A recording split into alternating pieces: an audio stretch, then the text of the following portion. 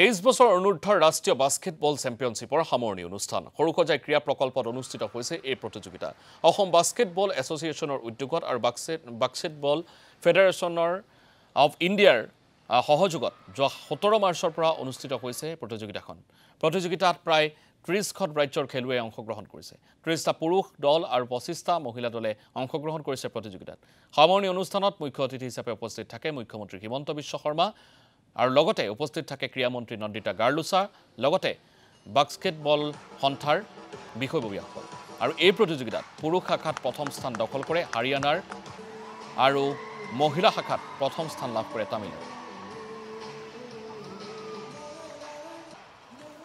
বাস্কেটবলৰ এটা এনেকুৱা পৰিবেশ আছিল যে বাস্কেটবলে এই পৰ্যায় পাব কেতিয়াও আমি আশা কৰা নাছিলো কিন্তু সকলোৰে প্ৰয়াস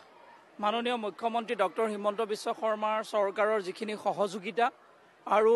বাস্কেটবল ফেডাৰেশ্যন ইণ্ডিয়াই যি ধৰণে আমাক সহায় কৰিলে আমাক আণ্ডাৰ 23 প্ৰথমবাৰৰ বাবে নতুন ফৰ্মেটত বাস্কেটবলৰ নেশ্যনেল চেম্পিয়নশ্বিপ অসমত আয়োজন কৰিবলৈ তেওঁলোকে সুবিধা দিলে আৰু সেই সুবিধা গ্ৰহণ কৰি আমি চেষ্টা কৰিলো সুন্দৰভাৱে আয়োজন কৰাৰ আপোনালোকে দেখিছে